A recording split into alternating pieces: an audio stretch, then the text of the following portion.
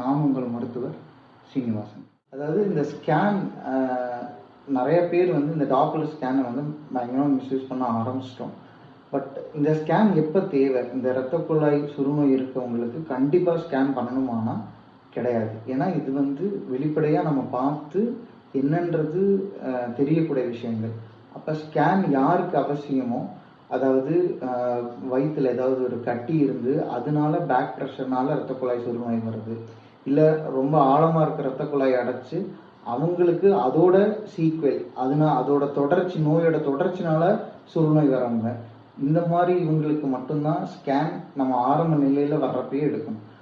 அப்போ ஸ்கேனோட தேவைகள் நார்மலாக இருக்க ஒரு நரம்பு சுருநோய்களுக்கு ஸ்கேனோட தேவைகள் என்ன அப்படின்னா, எப்போ நம்மளுக்கு ஆப்ரேஷன் அப்படின்னு போகிறோமோ அதுக்கு முன்னாடி தான் அந்த ஸ்கேன் தேவைப்படுது. எதுக்குன்னா, ஆழமாக இருக்கக்கூடிய இரத்த குழாயோட தன்மைகள் எப்படி, அதோட இரத்த ஓட்டங்கள் எப்படின்னு பார்க்கறதுக்காக மட்டும்தானே தவிர வேரிகோஸ் வெயினை கண்டுபிடிச்சி அதுக்காக அந்த ஸ்கேனை வச்சு தான் எந்த வைத்தியமும் பார்க்கணும் அப்படின்றது கிடையாது.